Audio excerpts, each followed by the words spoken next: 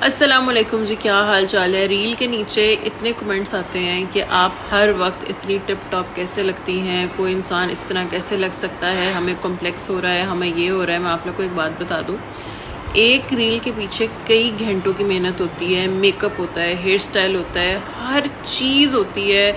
देखा जाता है इसके ऊपर कौन सी चीज़ अच्छी लगेगी, क्या चीज़ सेट रहेगी, बैकग्राउंड कैसा होगा, लाइट्स कैसी होंगी, फिर एडिटिंग होती है, फिर सारा कुछ होके फिर वो कुछ सेकंड की प्रोडक्ट निकलती है। और मेंटेनेंस भी होती है, जिस तरह मैं हर 10 दिन बाद अपने नाखून साफ़ करने, अपनी फेस का दोबारा से ख्याल रखना, बालों को कंडीशन करना, अपनी स्किन को थोड़ा रेस्ट करना, मतलब कि इसके पीछे बहुत से प्रोसेस से गुजर के वो एक आप लोग प्रोडक्ट देखते हैं। इसीलिए फैंटेसाइज नहीं करना चाहिए। और मुझे लगता है कोई भी लड़की अगर जितना इस पे मेहनत लगती है, मेहनत करे, तो रिज़ल्ट यही निकलेगा।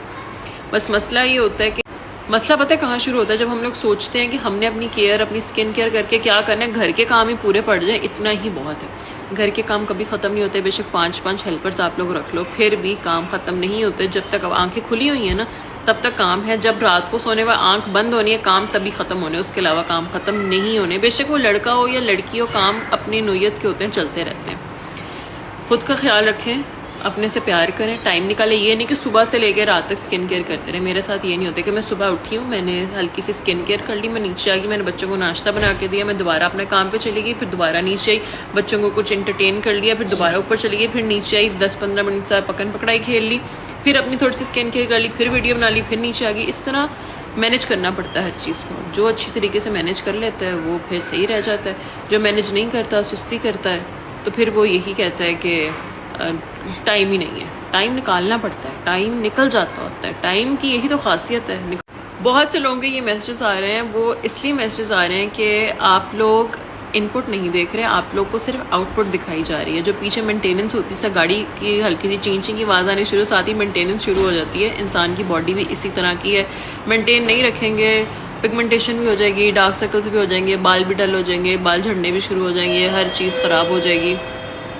तो मैं ऐसा कर सकती हूँ, जो लोग ये बोल रहे हैं उनके लिए, कि मैं सुबह से लेकर रात तक जो 10 से 15 दिन के बाद मैं एक अपनी रूटीन करती हूँ ताकि मेरी मेंटेनेंस रहे, तो मैं वो आप लोग से यूट्यूब पे शेयर कर दूँगी। जो लड़कियाँ उसको फॉलो करना चाहें वो फॉलो कर सकती हैं।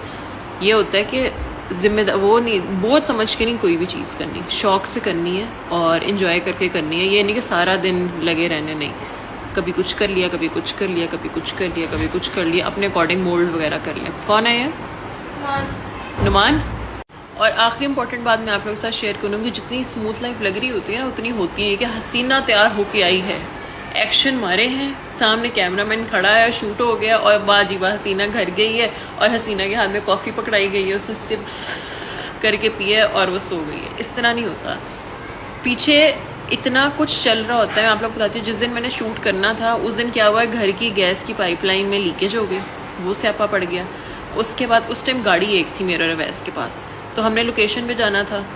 बहरिया में ना उबर आए ना क्रीम आए, लोकेशन पे पहुंचना भी ज़रूरी था, फोटोग्राफर को भी टाइम दिया हुआ था, हर किसी का टाइम सेट किया हुआ था। फिर मेरे पास इतना बड़ा बैग, इतने कपड़े, इतना सामान, सब मैंने कपड़े इस्त्री किए हुए थे और सब कुछ सेट था मेरा अपनी गाड़ी में किया हुआ था। वैसे को गाड़ी चाहिए थी बंदों को सामान वगैरह लेके देने के लिए।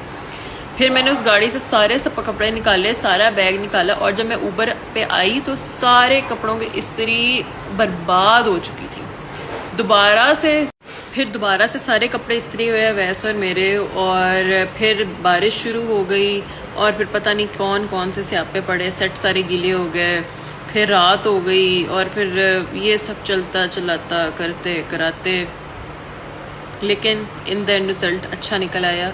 तो ये स्ट्रगल सब ब्लॉगर्स हम लोग इसलिए नहीं बताते कि अवाम को क्या लगे। अवाम ने को तो सिर्फ एक हमने प्रोडक्ट दिखानी है ना। सपोज मैंने नाइट सूट पहना है, मैंने आप लोग को ये दिखाना है, ये मैंने कैसे पहना है, कितनी मुश्किल से पहना है, कितनी मुश्किल से इसका बटन बंद किया, ये आप लोगों ने जान के क्या करना है। आप लोग तो कहेंगे ना सानू की लगे, तू जितना मर्जी बंद कर, सानू तो प्रोडक्ट विखा।